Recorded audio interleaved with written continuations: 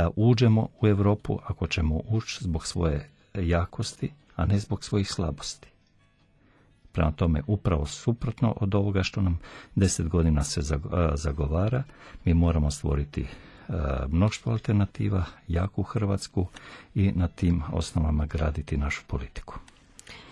Ne kao balkanska zemlja, nego kao srednjeevropska i mediteranska zemlja, a sa susjedima graditi dobre odnose, ali što ne znači da moramo ići u političke brakove ponovo sa njima, a to je upravo ono što nam nameću iz Europe. I što ne znači da moramo popustiti nekakvim ucjenama?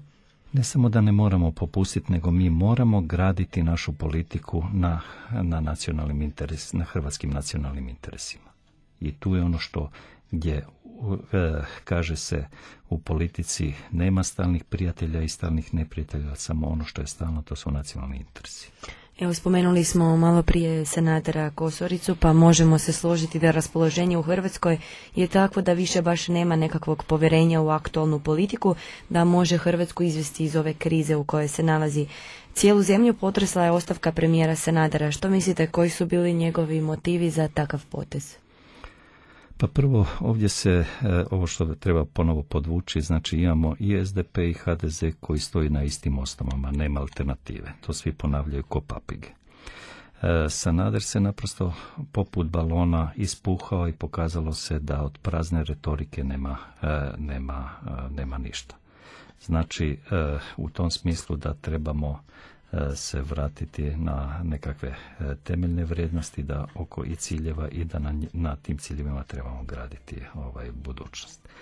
Koje je pitanje zbog kojih je razloga Sanader otišao? Ako nije zdravlje, što kaže, on tvrdi da nije, onda su ta dva scenarija koja su još o kojima možemo spekulirati, ja ne znam koji, znači mogu samo izvoditi zaključke. Jedan je da je htio da je to bila predstava za javnost, pa da nacija bude uplakana i razočarana sa njegovim odlaskom, pa da ga moli da se on vrati. Ako je to u igri, onda je on puno više izgubio na kredibilitetu nego što bi imao da je ostao na mjestu premijera i s te pozicije se kandidirao za predsjednika, ili pak da je bio prisiljen da da ostavku. Odnosno može biti kombinacija jednog i drugog, pa da mu je svega bilo dosta. U osnovi čini mi se da je to potpuno irelevantno danas, jer ako se kandidira neće,